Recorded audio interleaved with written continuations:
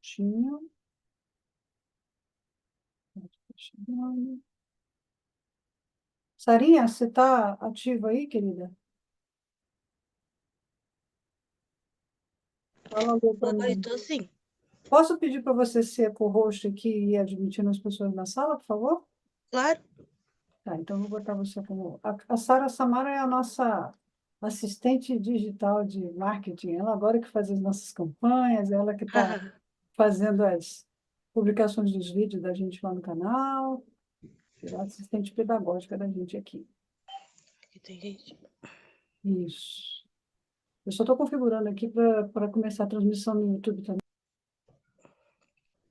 Deixa eu botar aqui. Acabei de receber também aqui no YouTube. Amor e terror, Igor Gestão.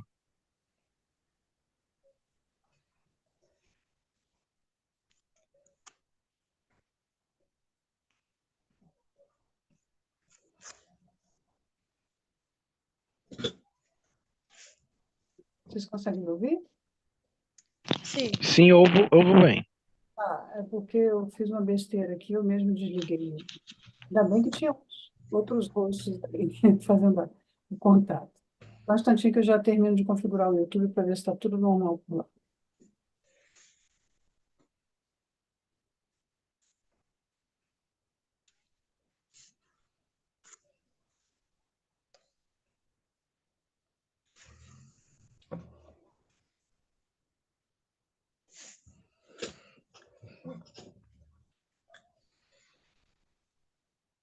Então, pessoal, eu vou colocar aqui no chat o link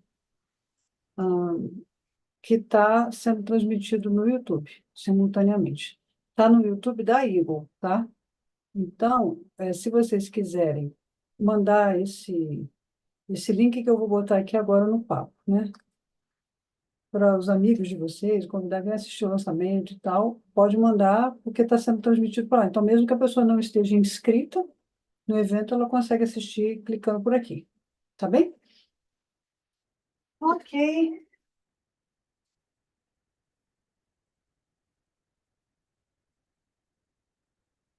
Então, vamos começar. Nós estamos aqui com os conferencistas, o André e o Iaí, que estão aqui com a gente já estávamos batendo um papinho nos bastidores. O nosso querido André Anéas é o diretor do LabTem, o Laboratório de Teologia Mística.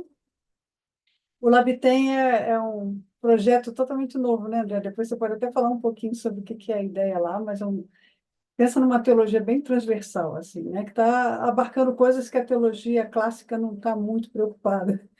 Então, depois ele pode falar um pouquinho. São dois educadores muito queridos, amigos, né, recentes, que São Paulo me deu de presente.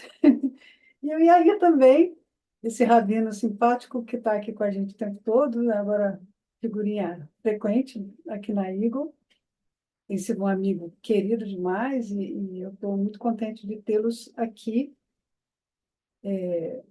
Se você quiser compartilhar esse link aí, o pessoal aí, a turma LGBT+, que está toda aqui assistindo, aqui no chat eu coloquei um link, tá bom? Vou botar de novo para quem entrou depois. Você pode mandar esse link para a Irmandade, tá bom? Vocês entenderam o que eu quis dizer, né? Manda isso. Ah, mandou uma mensagem aqui agora do Zoom que eu não sei o que isso significa, não estou nem com tempo de ver isso agora.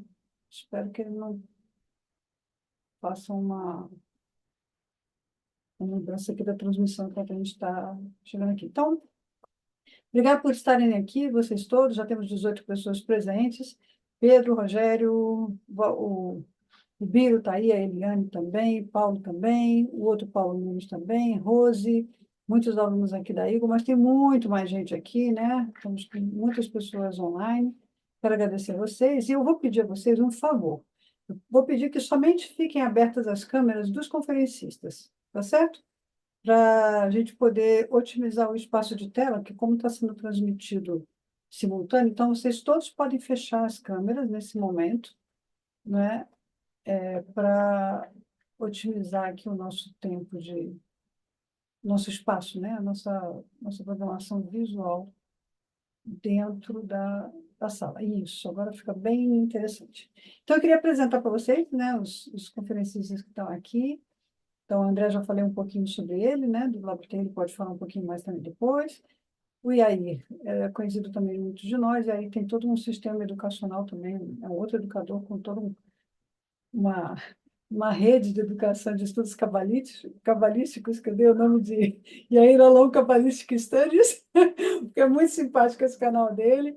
Ele tem um canal no YouTube fantástico sobre Cabalá, e eu recomendo que vocês todos assinem, porque é muito ensinamento bacana que a gente não tem acesso, né? Ele dá aulas ali gratuitas de Talmud, coisas que a gente fica tentando entender e não entende, e ele está trazendo esse conteúdo ali. Eu recomendo que vocês sigam o canal dele. E o Labtem também tem o canal, né, André? Como é que está o canal do Labtem? Está no Insta ou tem no YouTube também? Tem no YouTube, tem no YouTube. Então, É depois... bem, não dá para chamar de canal do Labtem, acho que é muita coisa, né? Mas tem o canal do Labtem. Legal. Não, o canal é o do IAI, porque o do IAI são 10 anos publicando coisa todos os dias, são Aí, 2.500 vídeos, vocês têm noção? exatamente, isso é um Esse, canal. esse é o canal. Tá bom, gente. Então, obrigado por terem vindo. Obrigado a todos vocês que estão assistindo aqui. A gente vai começar o bate-papo. Eu vou entregar a bola para o André, que ele vai articular esse diálogo com a gente aqui. Tá bom? Bom, boa noite, gente, boa noite a todos e todas. Quero mais uma vez saudar aqui a Lília, querida amiga, parabenizá-la desde já por esse trabalho maravilhoso, saudar o Yair, uma alegria estar contigo aqui também, Yair, para a gente poder cultivar esse diálogo, esse bate-papo, né, sobre esse texto, essa obra aí. Eu tive o privilégio e a alegria de fazer o prefácio, né, e confesso que eu fiquei. é, Opa, confirme o seu idioma. É porque ele Português. instalou, pode colocar o português, é porque ele instalou Isso. um recurso novo, onde já estava conectado. Tive a alegria de fazer esse prefácio dessa obra que eu confesso para vocês, acho que quando vocês pegarem a obra e lerem o prefácio, espero que vocês percebam a surpresa positiva, né? Claro que eu tinha certeza que ia ser uma obra do ponto de vista teológico, exegético, muito competente, como é a Lília, né? Enquanto profissional, enquanto teóloga, mas eu fiquei, assim, muito, muito feliz com o resultado do trabalho, a contundência, né? Por diversos motivos, por diversas razões, né? E se vocês me permitem, né, eu gostaria de partilhar com vocês algumas questões aqui a respeito do texto, mas antes de falar do texto propriamente, né, eu queria falar sobre a questão pastoral, né? Vocês sabem que eu sou teólogo, né? Então a gente trabalha na academia, publica artigo, a gente trabalha com educação teológica, né? A Lília aí, e aí eu também na frente do Labtem, inclusive o Pedro é meu aluno lá, viu, Lília? Ah, que legal! Com a gente, né? Muito bom te rever aqui, Pedro, né? E a gente atua dentro dessa frente, né, de trabalho, né? Mas eu também sou pastor. Eu sou pastor de igreja local, né? Pastorei uma comunidade religiosa. Uma comunidade religiosa, eu queria deixar bem explícito, né? Uma comunidade de fé batista tradicional, né? Uma igreja de 66 anos.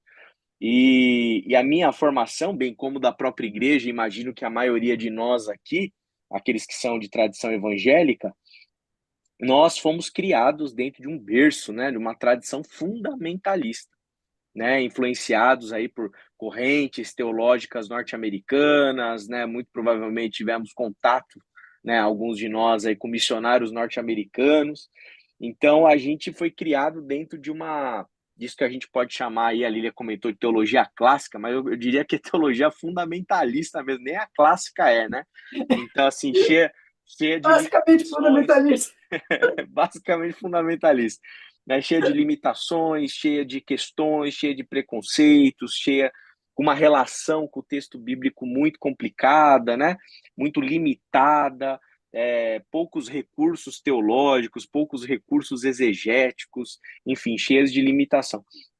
E isso, sem dúvida nenhuma, né? Mesmo que eu possa parecer, né, poxa vida, teólogo, né, doutor em teologia, etc e tal, a gente já está com uma reflexão um pouquinho mais arejada, essa base, né, isso tudo que a gente foi criado, de alguma maneira nos afeta ainda hoje, né?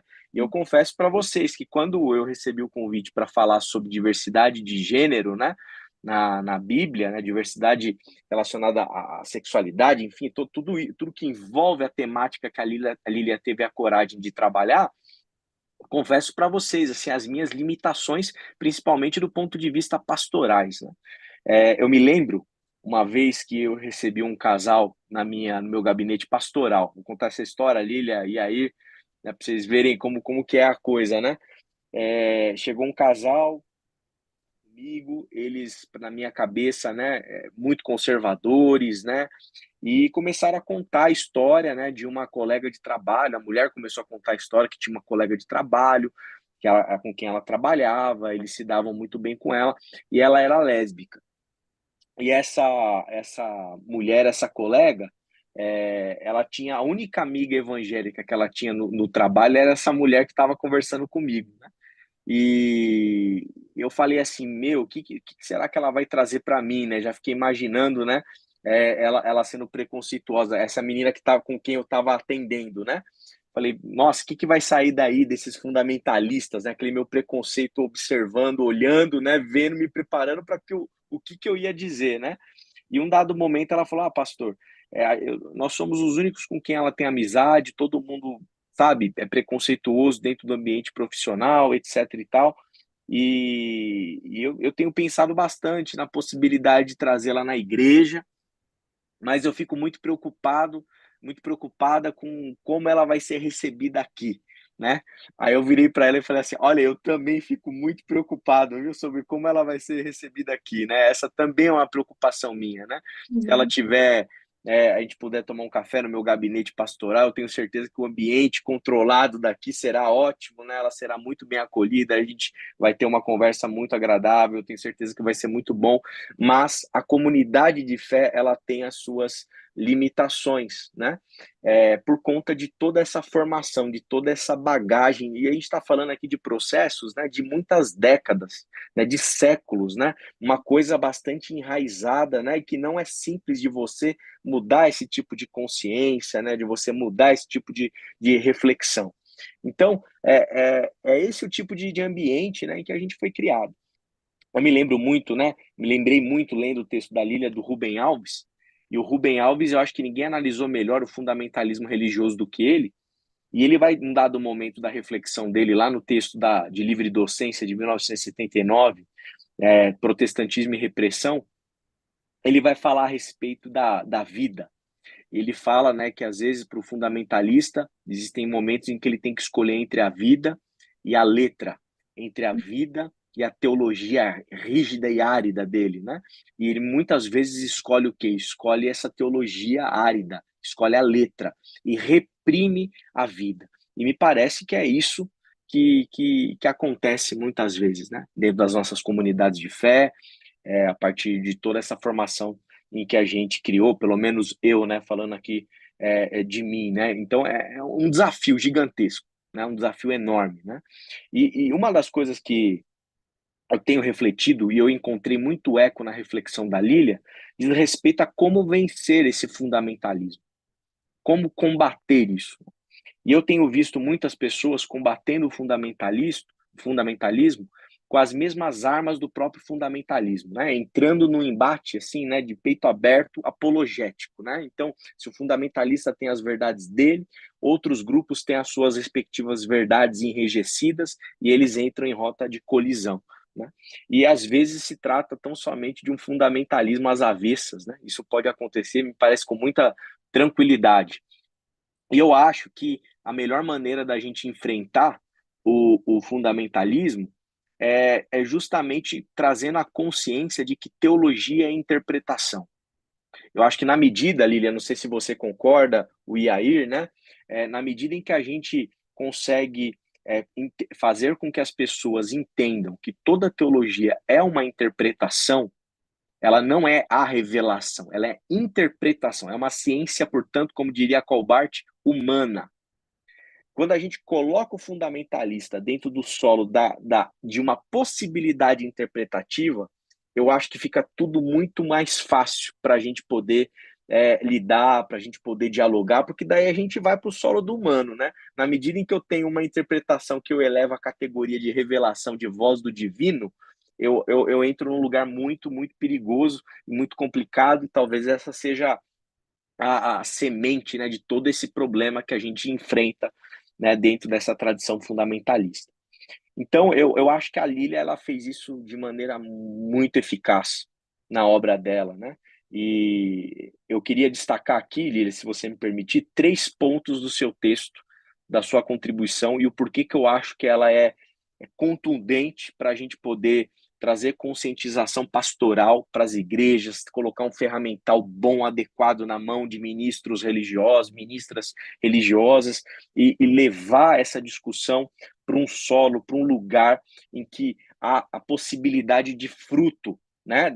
Ou seja, possibilidade de mudança real, contundente dentro desse tipo de discussão, de debate, né? Que no final das contas a gente está lidando com vidas, né? A gente não está lidando com teorias, a gente não está lidando com coisas abstratas, a gente está falando de seres humanos, né? Criados à imagem e semelhança de Deus. O primeiro ponto que eu destaco, Lília, do seu texto, da sua obra, é a questão pastoral. A Lília, gente, ela foi uma pastora. Por que eu falo pastora? Claro que ela é exegeta, claro que ela conhece o hebraico, claro que ela conhece o grego, claro que ela tem todas as competências acadêmicas, mas ela foi uma pastora para poder, porque ela tem tato para lidar com gente. Eu acho que toda a sua bagagem, né, Lília, toda a sua experiência dentro desse ambiente mais pastoral, terapêutico, né, toda a sua vivência dentro da comunidade de fé das comunidades, com grupos de homens, com grupos de mulheres, com grupos, né, de LGBTs. Você trouxe tudo isso para o seu texto. Há uma intencionalidade pastoral, há uma vontade, um interesse de diálogo, um interesse genuíno, uma vontade de conversar com o outro. Não é de bater no outro, não é de agredir o outro, não é de violentar o outro, não é de xingar o outro de fundamentalista. Muito pelo contrário, há uma vontade, um interesse de abrir-se para um diálogo, interesse de comunicar, um interesse de conscientizar. E eu acho que isso marca, né, o texto que a Lília produziu assim de maneira assim muito contundente. E outra coisa dentro desse mesmo guarda-chuva da pastoral, não é um texto ideológico, né? Não sei como que isso vai soar para alguns aqui, talvez, para quem está assistindo, mas eu queria destacar isso. Não soa ideológico, soa pastoral. Há uma fuga, né, de qualquer tipo de polarização, há uma fuga de qualquer tipo de ideologização, de politização, há um interesse genuíno em relação ao humano. Ponto. Essa é a questão que o livro aborda, a maneira como a Lília se coloca, desagradando por hora, né? Gente do campo mais progressista, obviamente do campo fundamentalista vai desagradar muito, né? Mas também do campo progressista. Então, eu acho que esse traço pastoral me parece assim algo que torna a sua obra uma preciosidade, porque eu posso pegar seu texto com muita tranquilidade e colocar na mão de pastores, de pares, né, que vivem dentro de comunidades tradicionais, de comunidades conservadoras, de comunidades que foram construídas a partir de um solo epistemológico fundamentalista. Eu pego o seu texto de olhos fechados e entrego para essas pessoas, pego o seu texto, trabalho na minha comunidade, porque ele tem esse traço pastoral que a gente pode conversar um pouquinho mais. Segundo ponto que eu destacaria é a sua honestidade intelectual. A Lília coloca o método dela, né, na mesa, escancara, né, e deixa isso muito claro, né? A teologia relacional, a método de exegese rabínica, né? Tudo isso é algo que fica muito escancarado. A Lília é honesta intelectualmente em assumir a maneira como ela está lendo os textos, né? E isso diz respeito àquilo que eu falei, né? Porque todo trabalho teológico é uma interpretação e é necessário que se assuma os métodos. E eu acho que você, Lília, escolheu assim, de maneira muito feliz, os seus caminhos né, metodológicos, exegéticos, para poder ler o texto, né? Esse Deus que está conosco, né, num processo. Isso é muito importante, né, para a gente poder, inclusive, contribuir com essa pastoral, com uma leitura mais adequada do texto bíblico.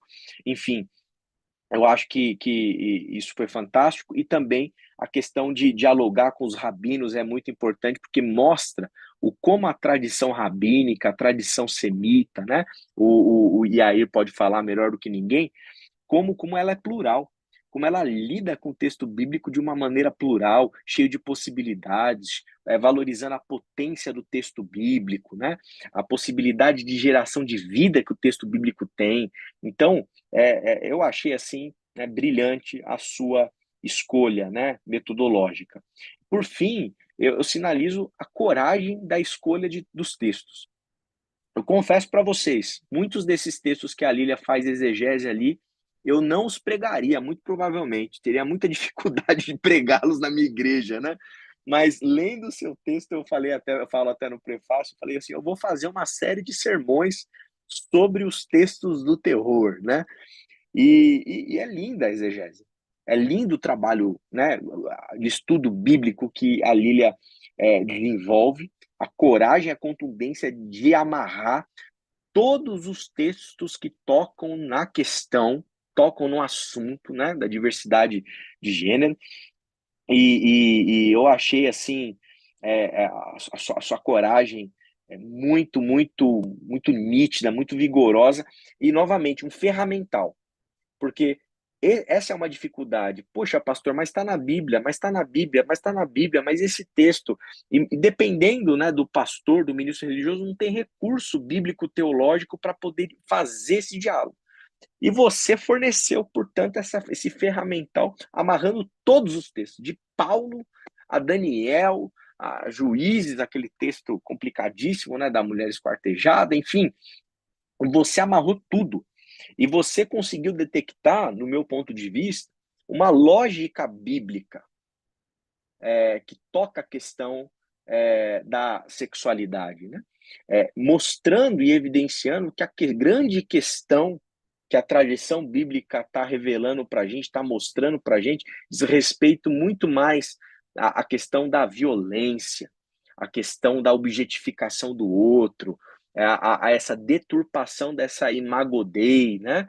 Que não diz respeito, né, necessariamente ali a uma questão de coito, né? Diz respeito a uma questão de violência, de desrespeito ao outro humano, né? E você conseguiu fazer isso de uma maneira assim brilhante. E mais uma vez eu quero aqui publicamente te agradecer não como amigo somente, não como teólogo somente, mas principalmente, Lília, como pastor. Como pastor, o seu texto ele é uma preciosidade para a minha pastoral. A minha comunidade, eu tenho certeza que, não hoje, mas daqui uns 50 anos, ela vai te agradecer pelo seu texto ter existido, pela você ter tido a coragem, né, a parresia, né, de escrever esse texto, né? Então eu te agradeço já de maneira antecipada, algumas décadas antes, né? Nem sempre as nossas obras, né, a sua obra vai ser reconhecida de maneira imediata, né? Mas eu acho que o fruto que ela vai dar ao longo das décadas, se eu fosse dar um palpite, né, a gente não fica fazendo prognóstico, né, quando a gente trabalha no meio acadêmico, mas eu acho que vão ser frutos contundentes, frutos vibrantes, frutos fruto bonito, sabe? Bem consolidado. Não vão ser coisas assim que passam rápido, né? Não é fogo de palha, né? É um fruto consolidado, algo sólido. E obrigado por esse alicerce que nos permite e vai permitir que uma plantação aí de novas sementes seja feita num solo muito, muito bem preparado e cultivado por você. Parabéns, Lilia, pelo trabalho. Obrigada, André.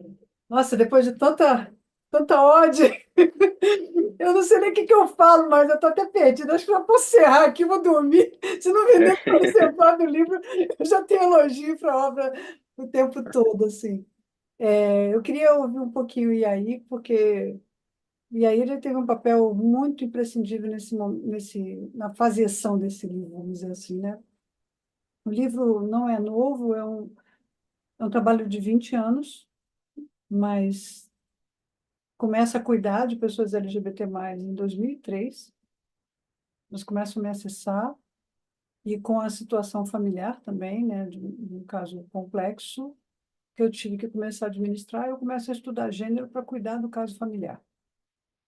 E aí sou acessada por uma multidão de ovelhinhas aí, mal cuidadas, mal apacentadas, as que foram mal, porque a maioria delas nunca foi. E aí eu me deparo com um campo totalmente de semeadura, de cuidado pastoral, que não tem ninguém se preocupando em cuidar, né? E aí começo a produzir estudos aqui, ali e tal. E o momento de juntar tudo isso num livro só não ia acontecer, porque isso era um curso. Porque, para vocês terem uma noção, de domingo para cá, eu assisti uma série coreana, que lá num determinado capítulo, lá nos tempos de Joseon, porque eu gosto de dorama, né? Nos tempos de Joseon, aparece lá uma rainha que descobre que tem um filho transexual. E você pensa aí, século XVIII, XIX, né? Na Coreia, que nem é um país de base cristã. E ela tem que lidar com a possibilidade do escândalo, porque o filho seria condenado à morte se né, a corte soubesse. E ele era um dos candidatos a príncipe herdeiro, né? Tinha essa história. E essa mãe tem que lidar com esse dilema, né? E ela leva um choque. A ama dela também, que está sempre junto com ela, também leva um choque. E chega um determinado momento que ela teve que queimar o lugar secreto lá onde o filho se travestia e tudo mais, e para o filho não ser levado à morte. E o filho fica desesperado, ele vai brigar com a mãe porque ela fez aquilo, já que ela descobriu quem ele era, por que que ela não respeitou, e ela levou ele para um outro lugar, onde ela contratou um pintor e deu para ele as roupas, a maquiagem, tudo que ele usava. E ela ficou do lado de fora esperando que ele se vestisse com aquelas roupas e o pintor pintasse um retrato dele, vestido de mulher, e deu de presente para ele. E ela fala assim, eu chorei feito uma doida, né? Claro. Ela fala assim, quando você quiser olhar para o seu verdadeiro eu, olhe para esse quadro.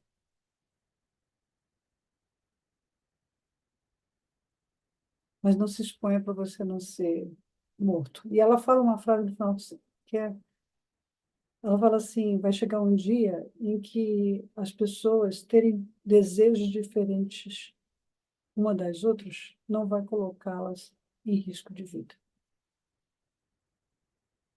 Chorei, feito uma doida. E ontem, quando eu estou mandando o convite para o lançamento do livro, num grupo da minha família, o grupo de genealogia da família, né? Eu posto lá e falo assim, gente, ó, amanhã é o lançamento do livro, e tal, eu vou ficar muito contente de se ver vocês aí. Um dos primos, que é bem mais velho que eu, né? Falou assim, parabéns, Lili, e tal, feliz por você, orgulhoso de você. E a outra prima falou assim, Deus fez homem e mulher, o que passa de ser procedência do maligno. E aí, hoje de manhã, eu simplesmente respondi para ela assim, a sua opinião não foi pedida, eu não estou abrindo um debate, e você foi grosseira. Você não tinha necessidade de fazer isso. É só um convite, não quer, não participa. Eu lido com isso o tempo inteiro. Eu acho que as pessoas não têm a menor noção de como é difícil ser a construtora dessa ponte. É muito complicado ser a construtora dessa ponte. Então, assim, é um livro realmente muito cheio de amor pela questão, muito cheio de ternura e de interesse genuíno no bem-estar das pessoas LGBT+. Aqui no grupo tem um monte delas aí que têm sido cuidadas por mim ao longo do tempo e podem até testificar disso de uma maneira mais dinâmica do que eu. E aí vai chegar um momento aqui que vocês vão poder, a gente combinou, né, e aí da gente abrir o microfone para as pessoas compartilharem as suas experiências também e tal, mas eu queria te ouvir um pouquinho, e aí, agora é contigo. Pode usar ao mesmo tempo do André aí. Obrigado, obrigado. Eu não sei se eu vou usar todo o tempo do André, mas agradeço a disponibilidade. E o motivo por que talvez eu não vou usar todo o tempo do André, porque eu tive muita dificuldade de pensar o que eu vou falar sobre esse livro que tanto me tocou, que tanto mexeu comigo. Ler o livro, Lilia, o seu livro, foi uma experiência, eu contei um pouco para você, mas agora eu queria contar para todos, impressionante do começo ao fim, né? E no bom sentido da palavra impressionante, como foi me revelando coisas que eu nunca imaginei que era possível, né? Bom, primeiro por ser uma diferença cultural entre o judaísmo e o cristianismo, né? Eu, obviamente, pela minha tradição, estou acostumado a ler exegese rabínica. Então, eu sei como se faz uma leitura rabínica do texto. E foi muito interessante para mim ver do outro lado como é que se faz uma leitura, né? Então, por exemplo, às vezes o básico do básico, pegar textos do Novo Testamento, como o pessoal chama, e ver esse tipo de texto sendo analisado, só isso para mim já foi muito enriquecedor. Mas para além disso, aspectos como o André trouxe, né?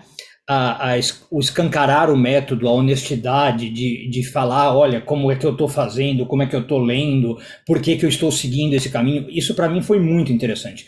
É uma transparência e uma honestidade que em geral você não vê nem no meio acadêmico, você não vê no meio universitário, e isso eu também achei muito, muito bacana. Agora, para além disso, me mexeu de outros modos, né? Porque eu fiquei muito surpreso com o que eu poderia chamar quase que de uma inventividade no modo de ler, e não no sentido negativo de inventividade, como querendo dizer que a Lilia inventou a leitura, mas no sentido assim, eu como educador também trabalho com, né, dando aulas e tal, eu às vezes fico muito desesperançoso com o que eu vejo da educação, né? Em geral, eu tenho alunos fora do país e no Brasil. Não é novidade, vocês já devem ter ouvido falar, hoje em dia se fala muito do analfabetismo funcional, né?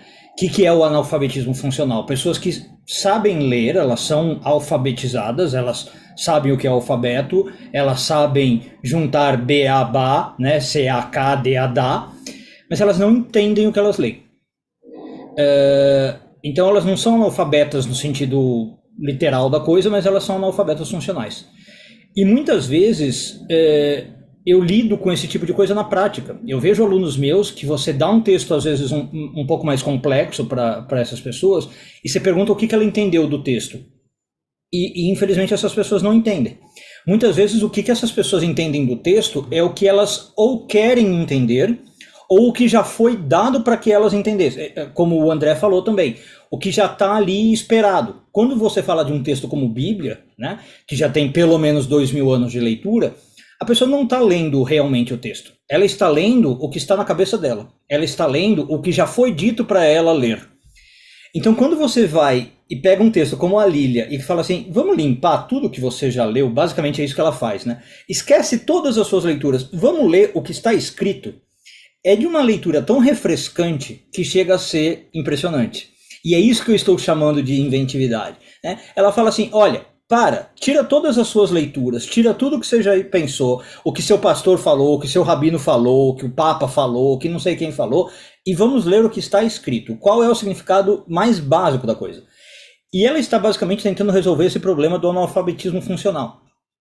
E aí, enquanto eu fazia esse exercício, que é praticamente a Leila te segurando pela mão e falando, vamos ler junto, e que é muito interessante, eu ficava lembrando disso, né, de quantas pessoas têm essa dificuldade, e o que às vezes me entristecia é lembrar, e também o André trouxe esse aspecto, de quantas dessas pessoas que têm esse problema de analfabetismo funcional estão liderando comunidades por aí, estão liderando igrejas, estão liderando sinagogas né, e por aí vai.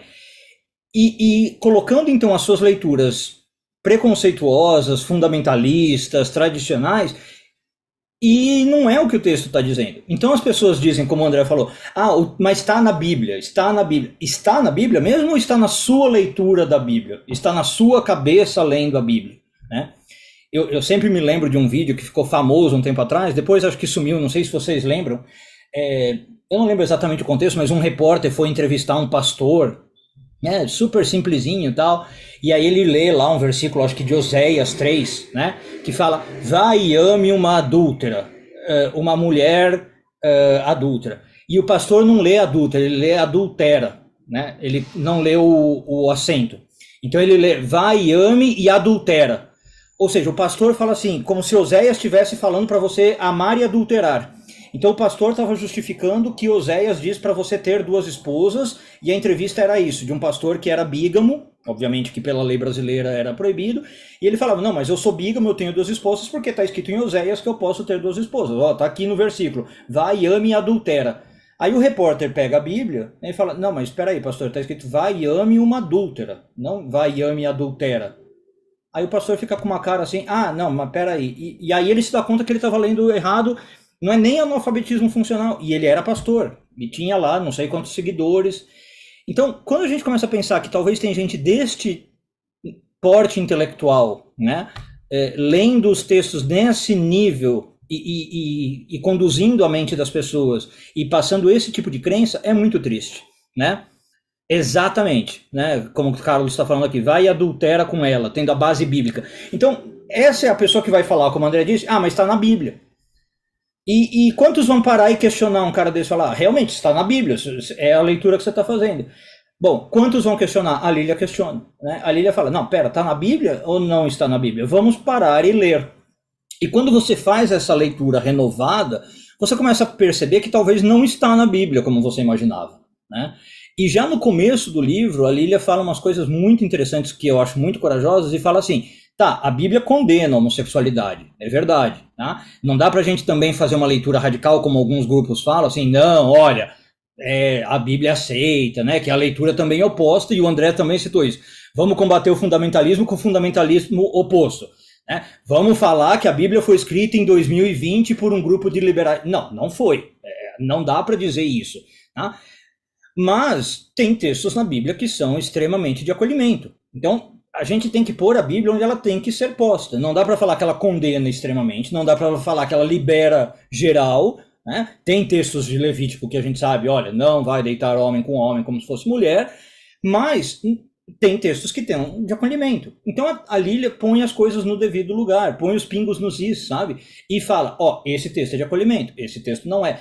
E aí é o que ela chama, inclusive, de amor e terror. Que também essa linguagem para mim foi muito legal saber, porque a gente não chama assim no judaísmo, né? Enfim. Então é um texto que para mim foi fazendo toda essa quase que montanha-russa muito gostosa. E como uma montanha-russa, né? Dá um friozinho na barriga, uma hora sobe, uma hora cai. E no fim é divertido. No fim você fala assim, poxa, foi legal. Deu um medo, onde que eu tô indo, mas é muito, muito bacana.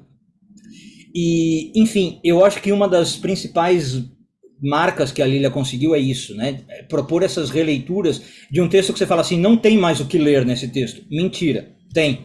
Mesmo com 2000 anos de tradição, mesmo com essas leituras que a gente acha que já estão fechadas e paradas, tem como ler. E outra coisa que também me chamou muito a atenção, e aí corroboro totalmente o André, tem textos que a gente parece que a gente, se pudesse, como pastor, rabino, líderes religiosos, a gente preferia fingir que alguns textos não estão na Bíblia, né? Tipo textos de Juízes, da mulher esquartejada. Esse aqui vamos pular, né? Vamos fingir que não está aqui, vamos falar de textos mais fáceis e tal. E a Lília fala, não, está lá, então vamos olhar o que está acontecendo e vamos tentar entender. Eram textos que talvez a gente preferia não abordar nos nossos sermões, ou de domingo, no caso cristão, ou de sábado, né, no caso judaico. E a Lília fala, não, vamos pegar e vamos olhar. E essa análise também, então, exige muita coragem, mas ela também enriquece muito. Depois que você faz essa leitura, você sai ali muito enriquecido. E aí, uma hora da minha leitura, bom, na verdade já para o final, eu cheguei para a Lília, vou comentar agora dos bastidores o que aconteceu, e a Lília vai poder corroborar, né, não vai mentir. Eu cheguei para a Lília no final e falei assim, Lília, mas para que você escreveu tudo isso? Tá? Para que você escreveu o texto? Né? Qual é o seu ponto? E aí ela pergunta, mas eu não entendi a sua pergunta. Né? Talvez o hábito rabínico de fazer perguntas, né? E aí a Lília falou, mas eu não entendi a sua pergunta. Eu falei, não, eu vou te explicar, porque geralmente quem escreve um texto desse tem algum envolvimento com o tema, eu falei para ela. E aí eu tava sendo sutil, mas eu basicamente falei assim, Lília, você é gay, você tá preocupado, você escreveu o texto porque você é gay e tá tentando justificar a questão, justificar no sentido, conseguir conjugar a homossexualidade com a religião. E aí ela falou, não, eu até tenho, como ela falou aqui, uma questão na minha família, já passou por isso, e aí isso também foi um motivador e me levou a escrever. Eu falei, ah, tá, então começo a entender. Porque uma questão que eu comecei a me perguntar é, o que leva uma pessoa a ter a coragem de escrever um texto assim, né, e enfrentar todo um establishment, toda uma instituição, só pela questão intelectual, né? É só para mostrar como é que se lê um texto, é só para refazer uma leitura, poderia ser feito com um tema muito menos espinhoso, com um texto menos tabu, digamos assim, com um tema menos tabu, né? Mas aí, quando eu falei com a Lília, e para mim isso não tinha ficado claro necessariamente na leitura, eu entendi que não é só um exercício de exegese. É, como de novo disse o André, é um exercício pastoral, é um exercício humanitário, é um exercício de acolhimento, é um exercício que esse livro não é só exegese, é muito mais que isso. Se fosse isso, e a gente também passou por isso, né, na hora de catalogar o livro, Lília, você poderia pôr um livro, bom, é teologia, exegese, hermenêutica, mas será que é só isso? É muito mais que isso. Então, até quando a gente estava programando aqui como é que ia ser esse bate-papo, eu falei para a Lília, não sei se vale a pena só você falar do livro, André falar do livro, eu falar do livro, talvez... Se a proposta do livro eu entendi certo, vale a pena também as pessoas poderem falar um pouco delas e do que elas têm vivido com a sua homossexualidade nos ambientes religiosos, né? Elas talvez contarem um pouco do que elas têm sofrido ou não sofrido, se elas foram acolhidas, se não foram acolhidas, né? E como é que tem sido essa questão para elas, não como um objeto abstrato de estudo intelectual e ver o que o texto 2000 anos atrás está falando, mas hoje como é que isso está sendo usado e interpretado e como é que isso está afetando diretamente a vida das pessoas, né? E achei ótimo, por exemplo, o exemplo que o André trouxe. Uma pessoa que queria entrar na igreja, os amigos realmente preocupados, olha, eu estou preocupado de saber se essa pessoa vai ser aceita ou não vai ser aceita. Porque dependendo do caso, talvez eu nem traga essa pessoa aqui para a igreja. E a ótima resposta do André, olha, eu também estou preocupado. Sinceramente, eu não sei qual vai ser a recepção, né? Vou contar um caso parecido de uma menina que se aproximou de mim, né, e falou, olha, Rabino, eu quero frequentar aqui a sua sinagoga, tal, mas vou te dizer que eu sou trans. E eu tenho medo que alguém venha descobrir, não sei o quê, e como é que vão me tratar? E eu falei, olha, eu também não sei como vou te tratar, minha resposta foi a mesma do André, o que eu posso te garantir é que se depender de mim, vão te tratar do melhor modo possível, e se eu souber de qualquer tipo de discriminação ou qualquer tipo de comportamento errado, você vai ter todo meu apoio e oposição a esse tipo de comportamento. E aí eu falei para essa menina, eu imagino que vai ter, eu não vou te mentir, não vou passar a mão e falar que não, a comunidade vai ser extremamente receptiva, porque estamos falando de seres humanos, né? Antes de serem judeus e pessoas frequentando a religião, não é porque estão frequentando que vão ser, né, tranquilos nesse sentido. Não são pessoas necessariamente espiritualizadas nesse sentido. Mas o que eu posso te garantir é que se depender de mim como líder dessa congregação, você vai ter a melhor recepção possível. E se tiver algum problema nesse sentido, você conte com o meu apoio. Isso foi aparentemente o suficiente para ela se sentir calma e começar a frequentar o Shabat e estar lá todo sábado com a gente. E felizmente nunca teve nada, pelo menos externamente. Se alguém tinha algum problema, guardou para si e não expressou nada, graças a Deus. Mas realmente é então uma questão que sai do texto, né? O texto aqui ele fica quase que como uma discussão secundária. Legal, a gente interpreta, usa isso para interpretar, mas é uma questão que está afetando então literalmente na vida das pessoas, né?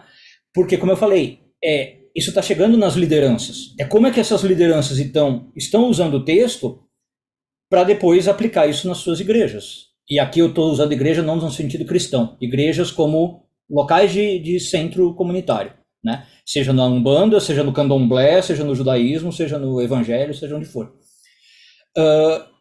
E aí uma coisa que eu aprendi muito lidando com essa questão na vida prática, na vida do dia a dia, que é uma questão, na verdade, que sempre me pegou, né, quando eu comecei a pensar sobre isso.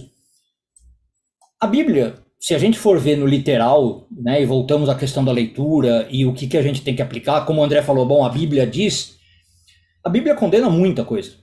A Bíblia tem um monte de pecados ali condenados. Por que parece que as pessoas são, às vezes, tão seletivas com um pecado e esquecem dos outros, né? Então parece que a questão da homossexualidade é super lembrada, então é super problemática.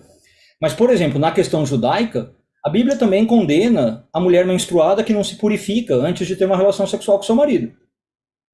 Um pouquinho antes da questão da homossexualidade em Levítico. E aí, muitas vezes, em atendimentos particulares, eu sei que as mulheres no judaísmo, pouquíssimas delas seguem à risca essa lei, né? Que a mulher tem que contar o ciclo menstrual, saber quando acabou, contar 5 dias, ir lá no que se chama mikve e fazer isso. Enfim, parece que essa questão não pega, né? Ninguém fica ali preocupado em execrar essas mulheres, o marido não se preocupa em se afastar, em deixar essa mulher sentada de canto como teria que ser, ela não pode tocar no marido, fica impura e tal, né? Então, por que se preocupa tanto, por exemplo, em lembrar da lei da homossexualidade, mas não lembra da mulher impura na menstruação, né? Ou, por exemplo, tem outras leis ali super óbvias e super importantes, você não pode dar golpe financeiro. Você não pode praticar qualquer tipo de má conduta financeira. Mas, vira e mexe, a gente sabe de casos assim, né? Ah, você não declarou o seu imposto de renda, você deu ali uma burladinha na hora de dar o troco, né? Você fez ali uma pequena gambiarra. Ah, mas isso aí não importa. Aí Levítico não falou, né, dessas distorções, né? Dessas ninguém lembra. Você não pode fazer o que chama no judaísmo lashon hará, maledicência, falar mal do outro, fazer fofoca, fazer boatos, né? Mas essa também ninguém lembra em Levítico. Mas a questão da homossexualidade, parece que Levítico só falou disso, né? Então, a gente também tem uma seletividade, eu diria, cognitiva, né, ou psicológica, que a gente parece que fica lembrando de alguns mandamentos e não de outros, né? E nem mandamentos, alguns pecados e não de outros. Então, muitas vezes eu tenho que, às vezes, quando eu pego esse caso que a Lília falou, de alguns fundamentalistas, né, que falam assim, mas Deus criou homem e mulher, todo o resto é pecado. Bom, e Deus também criou a ideia de que você só pode cuidar dos seus casos e julgar os seus casos e que você não tem que julgar os outros. E que você tem que amar o próximo como a si mesmo, né? E que você não tem que julgar o outro se você não tiver no sapato do outro, não tiver calçado o sapato do outro. Então essas coisas as pessoas não lembram, né? Às vezes quando você lembra as pessoas, Lilian, né, gente que fala esse tipo de coisa, já é o suficiente para pôr a pessoa no lugar. Às vezes eu confesso que também não muda nada. A pessoa vai continuar com aquele tipo de discurso, com aquele tipo de comportamento. Então tem um livro muito interessante, que aliás você viu comigo na feira lá da USP, né, Lilia, que é Como Curar um Fundamentalista. O livro em especial ele fala, na verdade, do conflito no Oriente Médio, que é outra questão que eu também enfrento diariamente, né? Quando você tem a questão, por exemplo, agora infelizmente acontecendo muito forte, Israel, Hamas e tal, e como você cura um fundamentalista. E apesar do livro chamar Como se cura um fundamentalista, muitas vezes a conclusão do livro é você não cura. O fundamentalista ele já tem aquelas ideias prontas e preconcebidas dele e você não vai conseguir falar com ele. Então muitas vezes nós que estamos num diálogo assim como nós estamos falando para as pessoas que já estão com a cabeça aberta para esse diálogo. E o fundamentalista ele não está com essa cabeça assim, ele não estaria num diálogo como esse e você não tem acesso por definição a um fundamentalista.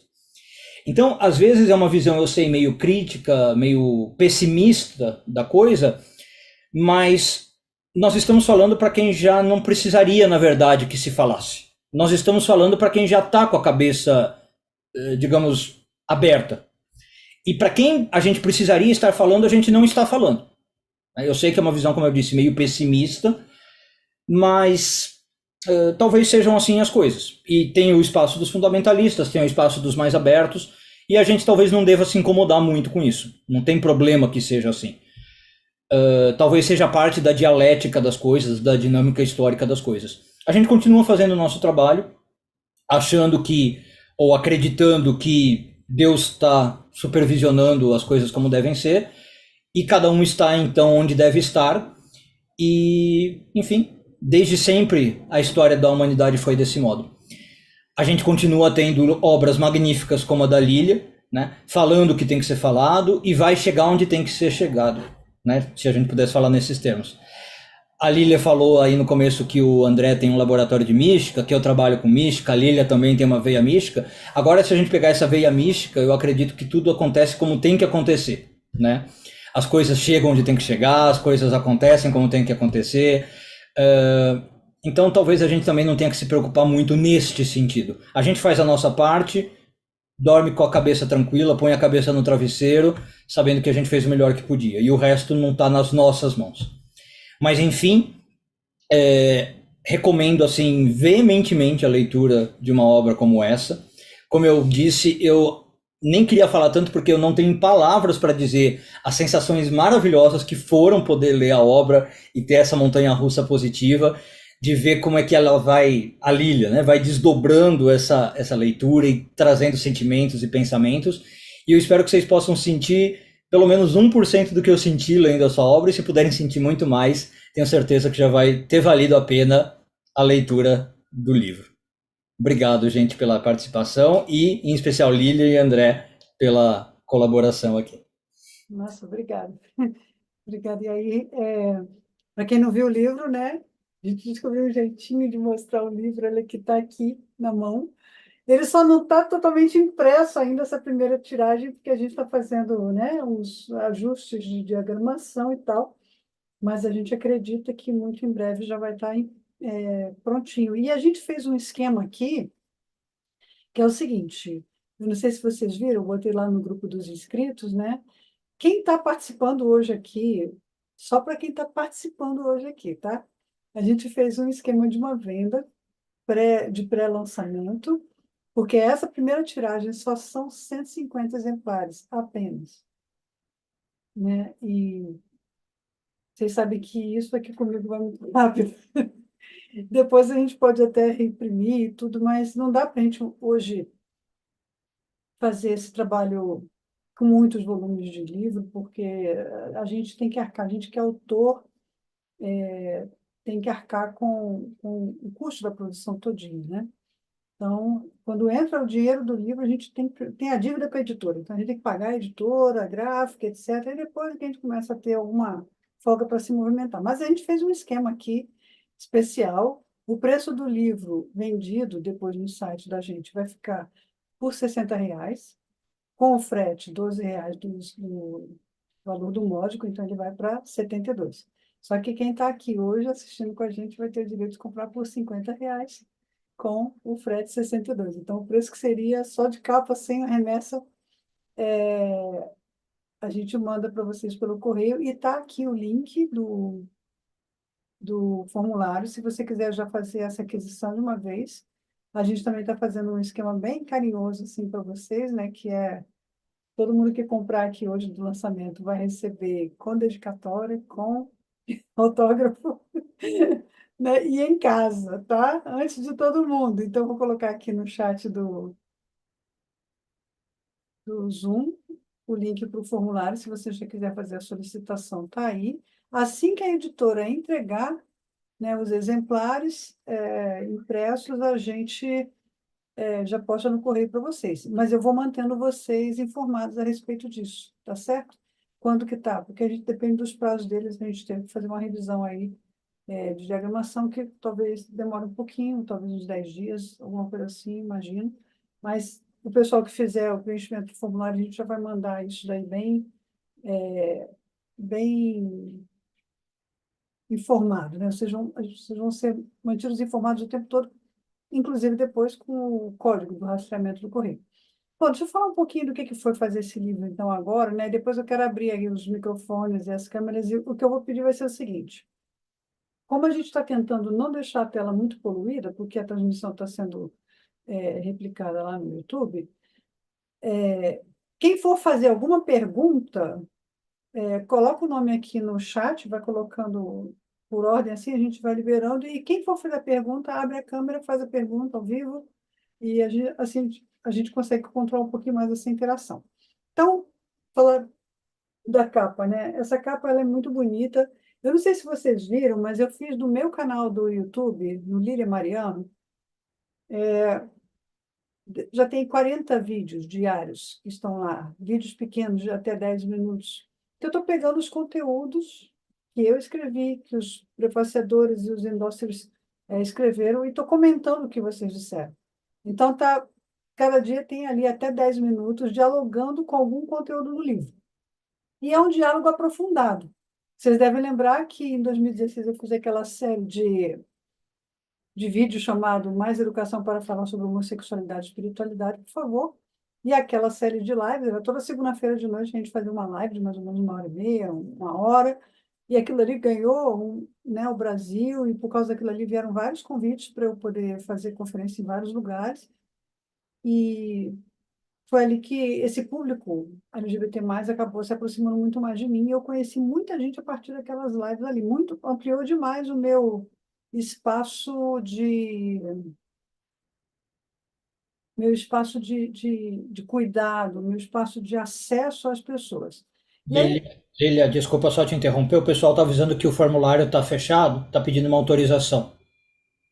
peraí, é que não dá para eu. O formulário, gente, ele está aberto, é que às vezes você tem que logar na sua conta, entendeu? Para poder, deixa eu ver como é que está aqui, para você. Bom, ele está. Para mim travou também aqui, viu, Lilian? Eu acho que ele está com permissão somente para proprietário. Acho que você tem que ir no canto superior direito, tem algum lugar que você Isso, põe compartilhar para todos, alguma coisa assim. Ou editar para todos. né? E o Thiago aqui está perguntando se em vez de pergunta pode ser também testemunho. A ideia é essa, viu, Thiago? Pode ser testemunho também. A ideia talvez é mais isso, mais testemunho do que pergunta. Quem quiser contar como foi sua experiência da vida sexual, digamos, em relação à religião e espiritualidade, fique super à vontade. Porque essa conta, exatamente, ela é onde está o formulário, é a conta da Afaga. E a conta da Afaga é uma conta que usa o Gmail, o sistema de Gmail, mas ela. Ah, tá. Restringir, login necessário. Pronto, eu acho que agora vocês conseguem. Consegui achar aqui o lugar onde estava a restrição. Veja, se você. Agora foi. Agora foi. Beleza, beleza. Então, agora já está funcionando fluidamente. Mas, então, assim, duas coisas que vocês falaram, né?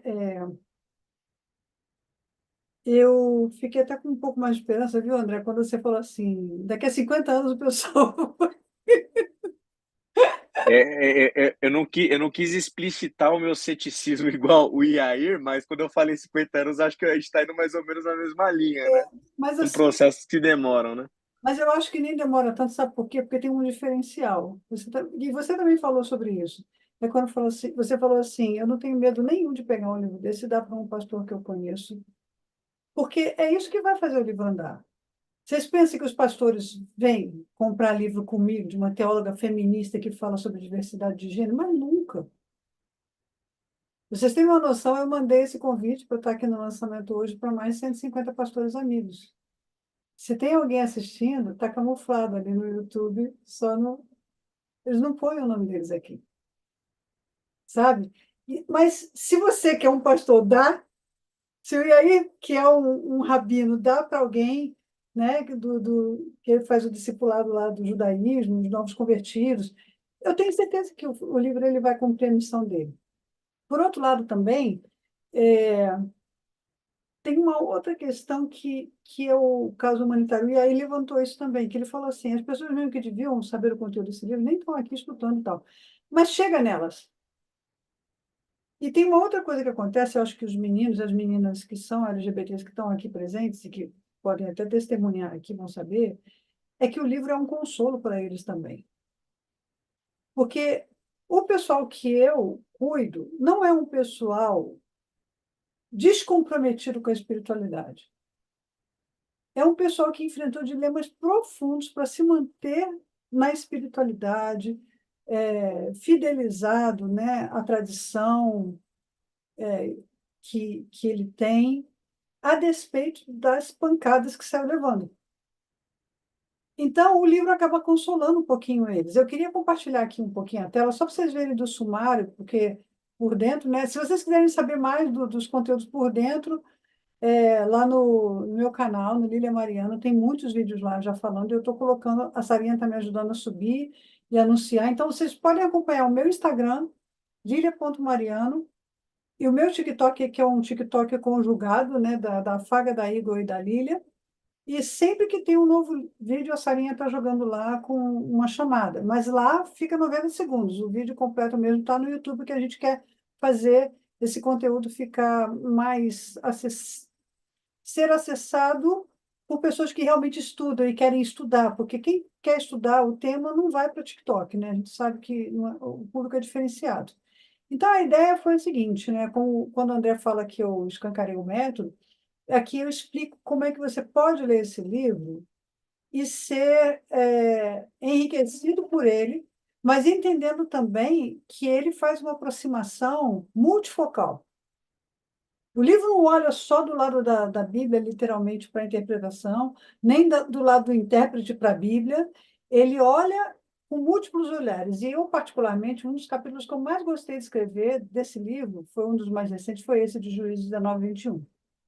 Porque é aquele texto da concubina do Levita, né, que foi esquartejado, como já foi mencionado aí, que ninguém prega sobre isso, porque é um texto de terror daqueles. Inclusive, esse texto é o grande texto que inspira a criação desse termo, texto de terror, pela Phyllis Treibel, que era uma teóloga feminista americana, e ela execra, né, o patriarcado e o machismo do texto bíblico. Só que o que eu mostro nesse texto é que não dá para você chamar nem de patriarcado, nem de machismo no texto bíblico, em Juízes 19, 21, só por causa da experiência que está narrada ali. Tem muito mais coisa envolvida naquilo, que é exatamente a ótica do processo relacional. Ele vai fazer uma rodada de 360 graus para ver todos os relacionamentos que estão embutidos nesse processo. Então, eu vou trabalhar os textos de Gênesis. Quem acompanhava aquelas lives lá de 2016, eu já trabalhei bastante sobre esses conteúdos, mas agora está tudo repaginado. Finalmente, Levíticos 18 e 20 e os textos paulinos. Aí eu vou começar a falar dos textos. Ó, vocês percebem aqui que tem praticamente 30 páginas de textos de amor, que são os textos que a gente pode considerar como textos, não são textos inclusivos, mas são textos que mostram uma ética de acolhimento que é possível e está na mesma Bíblia. E aí eu vou falar da intolerância religiosa aqui, quando eu falo de santidade, que quer quebrar a cabeça dos bebês nas pedras, né? Que é o Salmo 137. Claro, é evidente que existem milhares de leituras, inclusive, e aí mesmo lá no canal dele, ele já deu algumas bem diferentes dessas que eu dou, mas se a gente for trazer essa interpretação para dentro desse contexto, a gente pode entender que o problema da intolerância ele está dentro de nós, todos. E é a coisa contra a qual a gente tem que lutar. Então, o apêndice é aquele espacinho que eu gosto, né, de ter para que você possa trazer esse conteúdo para círculos de reflexão, e, enfim, que vocês vão poder chamar os amigos para sentar em casa, vamos bater um papo, vamos ler esse livro juntos? E aí, essas perguntas aqui, o que a gente pode responder? Que é bem a técnica que a gente usa nos círculos terapêuticos, né? Eu faço parte do programa Celebrando a Recuperação. Vocês conhecem, já me ouviram falar, já me ouviram mencionar isso nos livros, inclusive, anteriores que eu já escrevi. Mas a gente tem os Afetados por Afetos, que é o programa terapêutico aqui da Eagle e da Faga, né? E vários dos participantes dos afetados estão aqui hoje. Então, é sempre a gente pega um tema, a gente vai estudar aquilo à luz da Bíblia, a gente vai estudar aquilo à luz da vivência da gente também, da análise psíquica e etc., com profissionais, com psiquiatras, psicólogos, etc., mas depois tem 3 perguntinhas escabrosas que a gente tem que responder para a gente mesmo. Porque quando a gente aprende a falar na primeira pessoa, e eu faço perguntas para mim, eu sou impedida de fazer uma fala julgadora. Sabe, eu sou impedida, eu sou obstaculizada em ficar tentando apontar o erro na leitura que o outro faz das coisas. Eu tenho que olhar o tempo inteiro para o modo como eu estou lendo as questões, eu estou lendo as situações. Então, o programa terapêutico, que quem é dos afetados aqui sabe do que eu estou falando, ele faz muito bem por causa disso, porque ele ensina a gente a falar na primeira pessoa. E chega, o André também tem Celebrando a Recuperação lá na igreja que ele é pastor, né, em Quitaúna, em Osasco, e o programa ele ensina isso para a gente. Fale sempre na primeira. As regras do programa são: fale sempre na primeira pessoa. Se implique na questão, não se responsabilize os outros, se responsabilize a si mesmo. Quais são as suas participações, as suas responsabilidades nesse processo? Segundo ponto, ninguém julga ninguém. O outro tem direito de falar o que ele quiser sobre ele próprio, porque ele não está falando das pessoas, ele está falando dele mesmo. E ninguém vai dar pitaco, ninguém vai consertar o outro, ninguém vai julgar o outro, e quando o outro terminar de falar, a gente vai dizer obrigado por compartilhar. São regras básicas. E eu estudei isso em mediação de conflito também.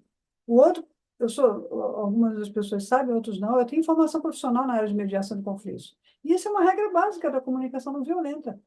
Eu não posso ficar numa conversa acusando a outra pessoa, dizendo, você está falando isso, você está dizendo isso. Não, não, não. Eu posso dizer sim, eu estou me sentindo assim com isso que você está dizendo. Eu estou percebendo que o que você está dizendo está chegando em você dessa forma. Está correto? A minha percepção está correta? E a gente trabalhar para eliminar o ruído dessa comunicação até chegar no fim, sabe? Até chegar lá no osso do negócio. Não largar o pernil até a gente chegar no osso. E quando é que a gente chega no osso? É quando a gente percebe que aquilo que eu estou falando está chegando em você do jeito que eu pretendia que chegasse. E você tem o direito de dizer para mim como você está se sentindo em relação ao que eu estou te dizendo, e eu tenho o dever de acolher o teu sentimento. Por mais que eu acho que ele possa não ser justificado, não, mas não é para isso tudo, tá? Não, mas eu tenho o dever de acolher o teu sentimento. Isso, gente, é um exercício que eu faço comigo na minha vida, para todas as comunicações que eu tenho. Sabe? E isso me ajuda muito nesse processo. E aí, André, e aí também, o construtor de pontes, ele é esse cara que muitas das vezes ele está lá debaixo do rio, plantando uma estaca, fazendo buraco. O fundamentalista, que é o cara que não tem diálogo, é aquele que depois que a gente faz a construção da ponte todinha, ele bota dinamite e derruba. Mas ele não tem a tecnologia para construir a nova ponte.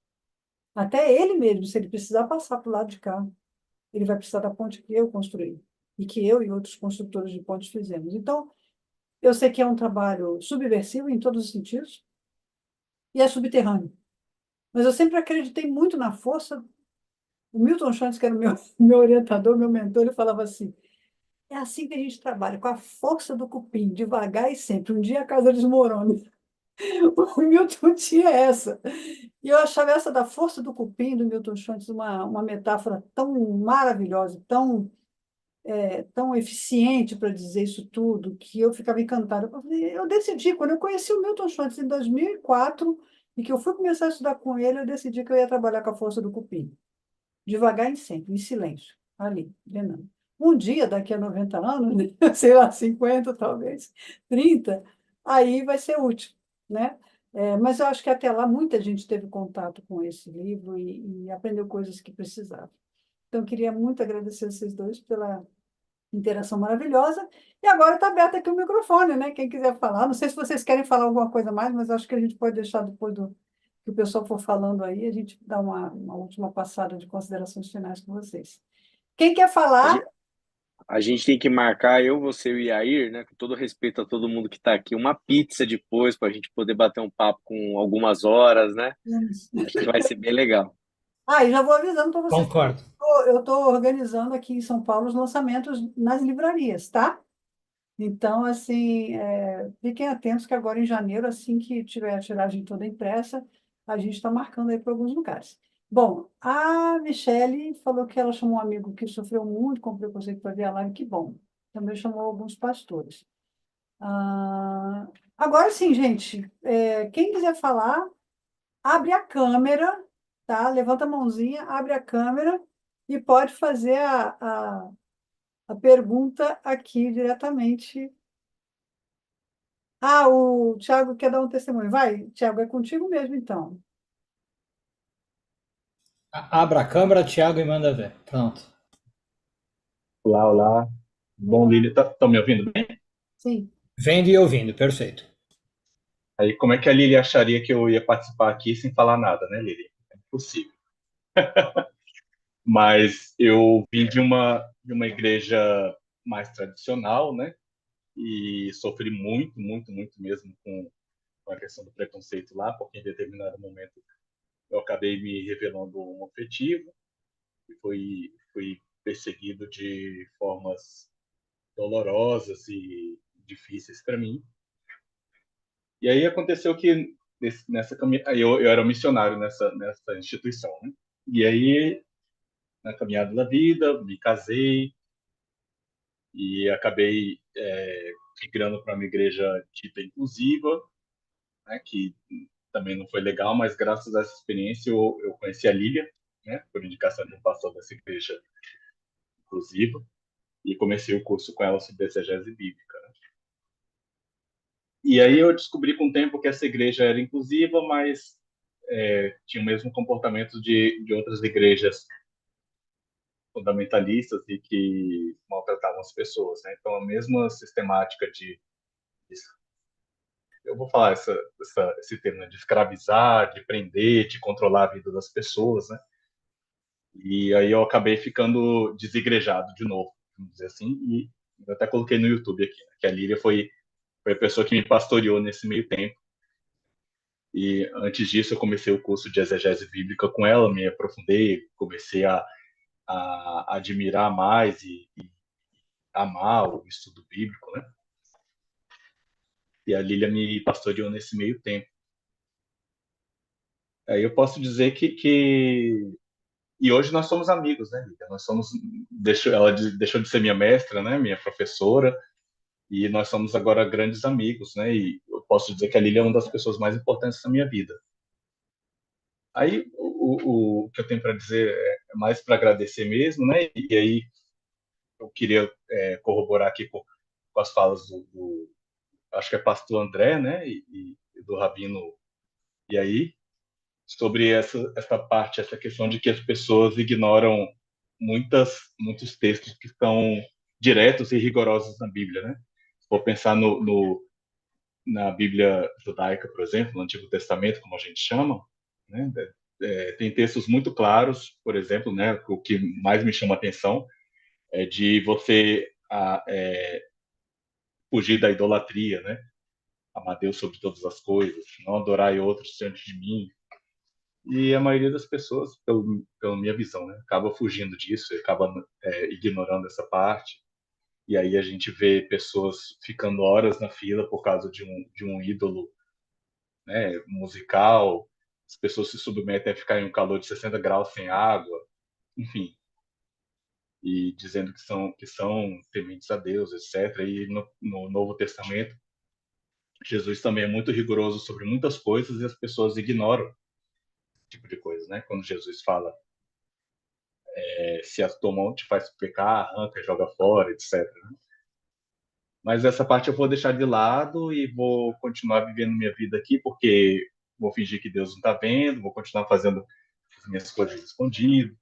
Então tem muitas coisas que são muito mais importantes, muito mais claras e diretas e que as pessoas acabam ignorando para poder usar a palavra de Deus para perseguir, para fazer as outras pessoas se sentirem mal, para se justificarem com as falhas dos outros, etc.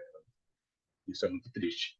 Então, hoje eu posso dizer que, graças a esse aprofundamento do estudo bíblico aí, que é com a Lília, eu consegui recuperar a minha fé. Isso é importante, porque muitas pessoas acabam se afastando dessa ideia de Deus e de religião por conta dessas perseguições. E ter uma clareza, ter um entendimento real sobre qual é a vontade de Deus, vamos dizer assim, muda totalmente esse cenário. Não vou me alongar muito, não. Eu só quero agradecer aqui e registrar minha participação. Obrigado, gente. Obrigado, Thiago. Quem mais está aí? Tem mais gente aqui. Eu sei que tem um bocado de gente aqui que gostaria de participar mais, né? Cadê vocês, todos? Eu fico vendo quem é que está deixando recado. Tudo há muito tempo é muita coisa para mim, assim. Meu tic-tac é meio devagar, né? Carlos Henrique Nunes de Freitas, que começou a estudar. Cadê você, Carlos, que você é super participativo, que sempre traz umas considerações assim bem apimentadas. A gente tem também aqui mais gente, deixa eu ver aqui. Tem dois Paulinhos aí, tem o Paulo Andrade, tem o Paulo Nunes, se quiserem falar. Quem está acompanhando a gente pelos Afetados por Afetos, né? É bem legal a gente ter a participação de vocês aqui, como gente que tem testemunhado um pouco desse cuidado, né? Mais de perto. Porque a gente vai acabar aqui até 9h30, a gente acaba, então Teve alguém que participou lá no YouTube, que foi, acho que é esse que é o amigo da Michelle, né? A, a Maria falou assim: eu estou muito interessada na leitura do livro, vai agregar muito. Então, Maria, você pode adquirir fazendo o preenchimento aí pelo link, tá? Que eu coloquei aqui no chat. O Rodrigo Gonçalves também, que é um outro pastor lá do Rio, falou ali, ele já registrou seu nome na história ainda em vida, pessoa ímpar. O Rodrigo, a gente conversou bastante sobre isso. Ele tinha me sugerido fazer desse conteúdo um livro e eu estava muito resistente, né? Eu queria manter isso num curso porque acho que assim, a gente vive dias de muito ódio. E nessa coisa de dias de muito ódio, ficar com a cara muito nas redes é dar muita cara a tapa sem necessidade. Então, por exemplo, acho que, e aí pode falar um pouco mais disso, né, que quando está crescendo o antissemitismo, a gente tem que se proteger um pouco, né? Então, a gente acaba tendo que fazer aquela cerquinha de deixar chegar até a gente quem realmente vai dialogar, né? O Cleudon, peraí, o Cleudon falou alguma coisa aqui no chat. Que trio, parabéns, legal. O Cleudon é um padre católico, né, sacerdote, doutorando lá pela Assunção, pela PUC. O Marden, ele falou assim, o sexo é um tabu em boa parte das religiões, é uma matéria de controle do corpo pela religião. Sim, agora isso daí é um pouco mais pesado do que isso. Até porque a gente vê essa coisa do controle da religião em sociedades que não têm a religião na base. Isso é muito comum, acho que, da humanidade, né? Eu vejo isso na cultura indiana, por exemplo, que é muito plural em termos de religiosidade. Nas culturas asiáticas, como China, Japão, Coreia, também tem muito disso. Então, eu nem sei se a gente pode culpar a religião. Mas, sim, faz parte da mentalidade humana tudo isso, né? O Carlos Nascimento falou assim, Lília ou Rabino, será que as igrejas estão preparadas para dialogar esse assunto de sexualidade no meio da sociedade? Não, preparar elas não estão, e não estão querendo se preparar, mas alguém tem que começar a fazer esse trabalho de desbravador, né? O Marlin também colocou aqui mais um detalhe, ele falou assim, sou homossexual e fui muito atormentado dentro da igreja evangélica. Eu chorava feito um bebê faminto. Foi literalmente um inferno. Hoje eu abandonei a fé porque Deus deixou de fazer sentido.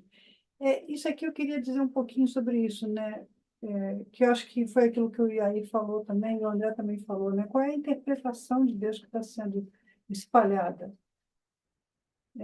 E eu sempre gosto de falar muito para os meninos aqui, que estudam com a gente na exegese, e também para quem participa dos afetados por afetos, que a gente tem que parar de ficar culpando Deus, né? Por causa das besteiras que os seres humanos fazem. Deus, ele está muito acima das nossas besteiras e das nossas idiotices.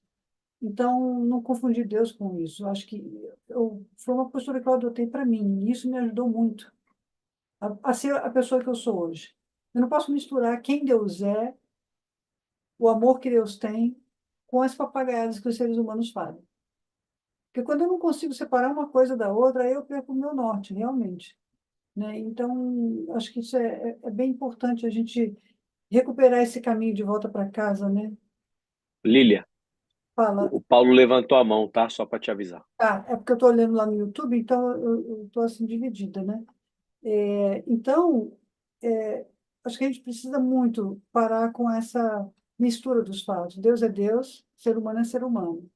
Se a gente quiser se aproximar de Deus, a gente precisa recuperar o caminho de volta para casa, que é onde Deus está. Aí, para recuperar esse caminho de volta para casa, a gente vai atropelar a religião, a gente vai atropelar a instituição e a gente vai fazer o nosso caminho místico da espiritualidade. E não é à toa que vocês dois foram convidados para estar aqui, né? E nós três sabemos o que é a importância desse valor do caminho da mística, para a gente sustentar o que a gente crê.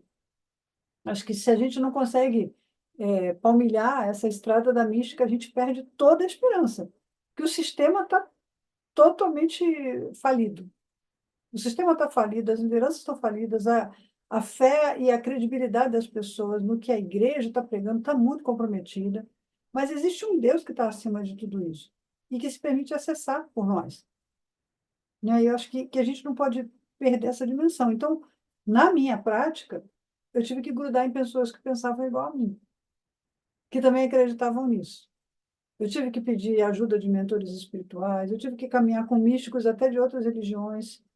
No meu doutorado na UFRJ, por exemplo, foi muito incrível, porque o meu programa de de pós-graduação, era um programa que só tinha místico, de tudo enquanto é religião.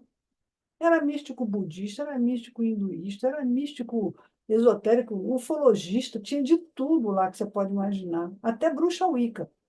E a gente se dava super bem, sabe? Porque na mística e na busca das pessoas pelo sagrado, existe uma língua comum. Aí você está falando, você está dizendo que todos os caminhos levam. Não, não vem com esse papo de teologia sistemática, sabe, essas coisas como é que se diz, de apologética para mim, não, que eu não entro nessa vibe, eu não discuto nesse nível.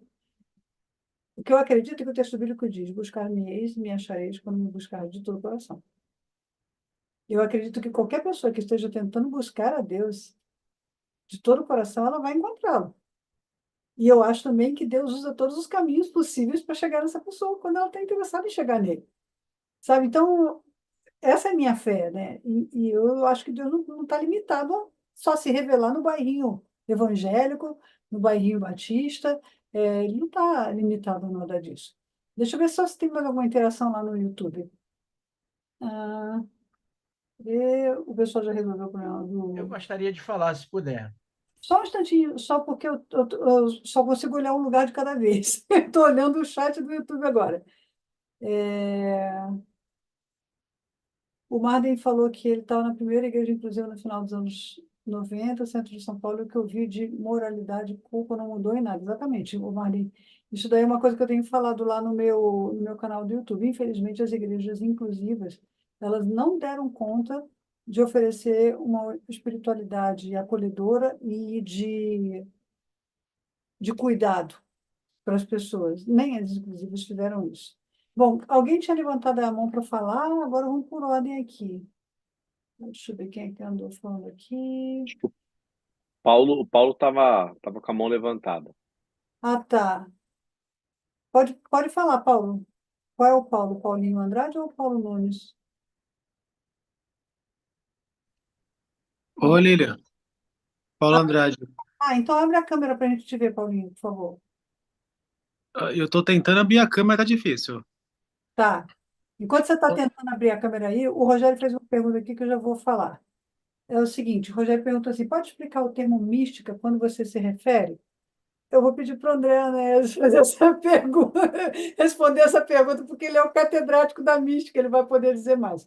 Mas, em síntese, tem a ver com essa espiritualidade profunda, né, que atravessa ou transpõe os limites do institucionalismo religioso. Mas, André, fala um pouquinho mais aí que você é o cara. Imagina. Eu vou só assim para ser bem sintético, né? Porque é uma discussão ampla, né? O que que é mística é um negócio que às vezes dá uma tese de doutorado. Mas assim, grosseiramente falando, né, é a relação do humano com o mistério, né? Mistério com M maiúsculo, não intermediado, né? Não intermediado por uma outra pessoa, não intermediado por uma instituição religiosa, né? Então, quando a gente fala mística, a gente está falando de um termo técnico, um termo acadêmico, em que a gente discute e tenta entender e discernir essa relação do humano com o transcendente, né? Por isso que a Lília está falando de várias vertentes religiosas, né? E como ela conseguia manter esse contato saudável com todas elas por essa via da mística, porque não está restrito a uma tradição religiosa. É a relação do humano, de todos os humanos, com esse transcendente, independente do nome que você dê para ele. Então, é mais ou menos por aí. Uhum, legal. Vê lá, Paulinho, consegui? Consegui. Fala aí, você. Agora sim, boa noite a todos. Bom, primeiramente é maravilhoso estarmos aqui juntos, né? Estava conversando ali quase agora nos bastidores com o Thiago e o quanto é importante esses espaços estarem abertos para poder conversar e discutirmos sobre isso, né? Que envolve a nossa vida não somente institucional, religiosa, mas também como sociedade. A sociedade ela ainda vai muito pelo livro da Bíblia, né? E aí a gente consegue na sociedade brasileira ainda ser muito acusado, até mesmo por aqueles que não estão dentro das instituições religiosas e evangélicas. O que eu posso observar, e eu sou muito grato por esse espaço de hoje, é que Deus, né, o sagrado, ele se tornou refém das instituições religiosas, se tornou refém da própria sociedade e do pensamento daquele que nem mesmo nunca leu um livro não conhece. E quando nós temos a oportunidade de estarmos em espaços como esses, que discutem, que abrem porta, né? E eu faço parte aí do Afetados também, onde você consegue abrir a sua vida sem um julgamento, pelo contrário, com muito acolhimento, é onde de fato se faz a importância de entender a vida como ela é. Eu sou muito grato a Lília e todos que fazem parte desse processo. É um livro que eu estou ansioso para poder ler e também divulgando já para alguns amigos também poder acompanhar e ler também, porque é difícil ter que lidar com a nossa sexualidade sendo apontados ainda como pessoas endemoniadas e não como pessoas que fazem parte da diversidade da criação do próprio Criador. Então é isso. Obrigado, Lília, pelo esse esforço. Por isso a gente, né, está aí na caminhada há um bom tempo e momentos como esse é o que nos ajuda a fazer a diferença e dar um novo ânimo para a nossa caminhada. Obrigado, Deus abençoe na jornada. Legal. Bom, gente, a gente está chegando aqui nos minutinhos finais. Tem como falar? Pode? Quem está querendo? É o Cleiton. Oi, Cleiton, deixa eu arrumar um jeito aqui de liberar a câmera para você. Então, Não, eu não vou conseguir abrir. Se eu abrir a câmera aqui, eu vou apanhar aqui em casa. então tá bom. O povo Me tá, perdoa, me perdoa. Da próxima a gente abre. o povo tá despreparado aí. Tá bom, Estou proibido para menores. tá bem. Eu queria compartilhar um testemunho. Professora, primeiro é um prazer comprar o seu livro. Eu já tenho uns 3 aqui na estante. E espero. Agora me ajudem. Eu preenchi o formulário, mas não chegou nada de tipo assim, agora, parte do pagamento. Não chegou para mim. Tá? Isso aqui a gente vai fazer no ponto a ponto do WhatsApp com cada pessoa que preencheu lá. Ok, ok, ok. Beleza, então, saudar o Carlos Henrique. Carlos Henrique é da mesma igreja que eu. Eu faço parte de uma comunidade pequena lá em Nilópolis, Pastor Vladimir Oliveira, Redenção Baixada. E o testemunho é justamente esse. Nós somos uma comunidade inclusiva barra afirmativa e a gente tem tomado uma postura de, além de incluir os irmãos e as irmãs, né, da comunidade LGBTQIA+, e a sigla é grande, a gente dá voz e dá lugar. Esses irmãos e irmãs, eles tanto dirigem reuniões, eles pregam, eles ministram ceia, eles ministram louvor, momento de música, eles ficam com as crianças dando aula. Assim, isso para a gente, porque a gente cansou daquele momento em que, você pode vir, a gente te respeita, a gente te ama em Jesus, mas você vai ficar no estacionamento, você vai ficar na porta, tá? Não, na redenção é intencional e a gente já fez umas 2 imersões às quinta-feiras online, com 8 encontros, chamando irmãos e irmãs, pastores e pastoras que lidam com a comunidade para a gente poder ampliar a nossa visão e ampliar o abraço, né, para essas pessoas. Então, o testemunho é esse. É uma comunidade pequena, quase invisibilizada, fica lá em Nilópolis, mas a gente tem feito isso de forma intencional. Os irmãos, já recebemos, por exemplo, já apresentamos já 2 ou 3 vezes crianças, bebês de mulheres, de 2 mulheres, né? Então, isso assim, isso vai para o Face, isso vai para o Instagram, e isso é de forma intencional para que as pessoas vejam que eles não precisam, né, ficar só na porta, no estacionamento, eles têm voz, têm vez, têm lugar e têm poder também. Vocês Esse estão... é o testemunho. Obrigado, Cleiton. Vocês estão percebendo a coisa da força do cupim? É por aí. A gente não pode esperar que isso vai vir de grandes igrejas, grandes líderes, grandes, né, denominações. Não, isso vai ser drenado pelas pequenas comunidades, por gente que está fazendo a subversão com a força do cupim.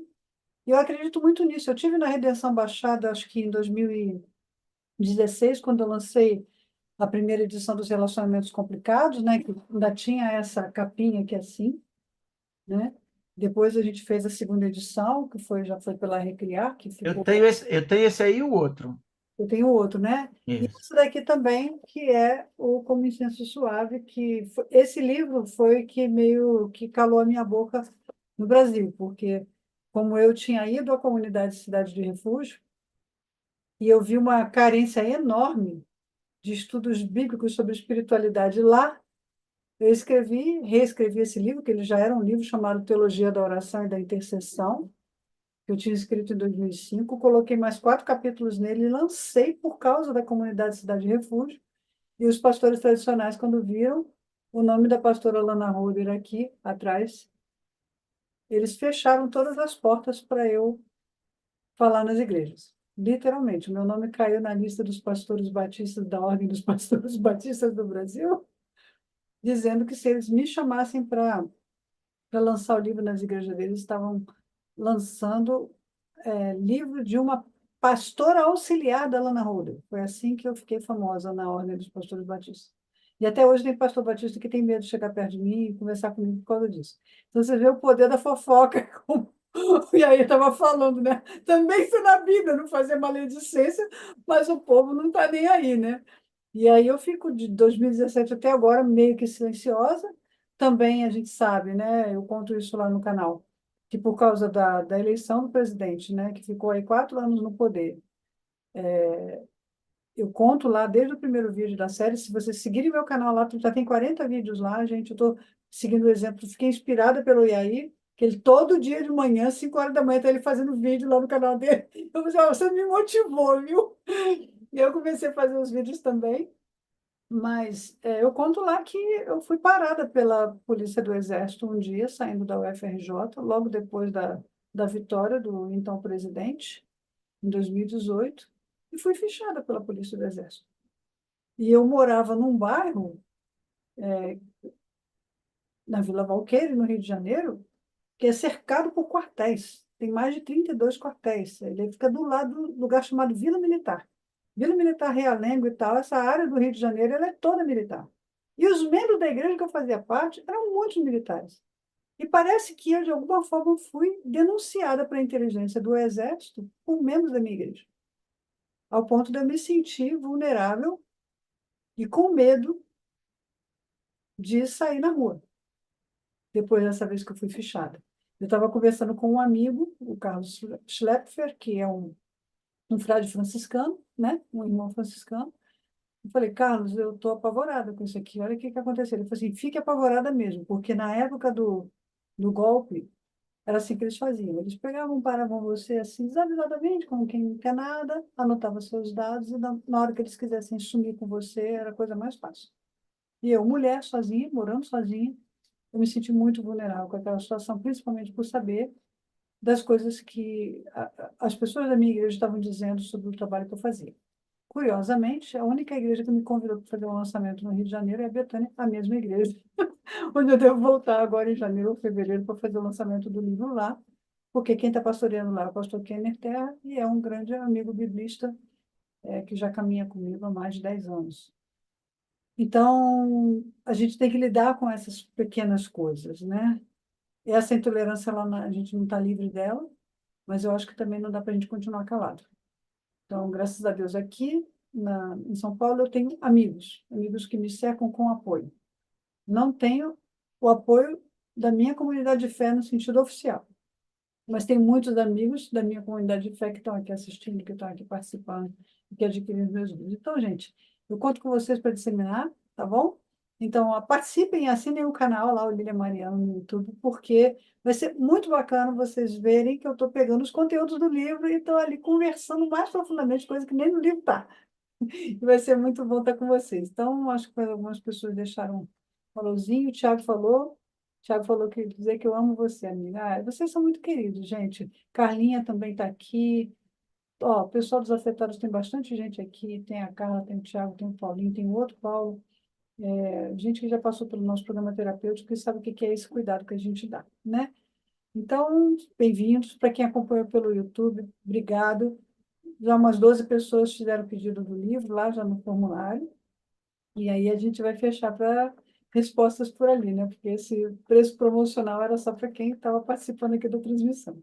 Gente, muito obrigada. Não sei se aí, e André quer falar considerações finais aí, eu já estou encerrando depois.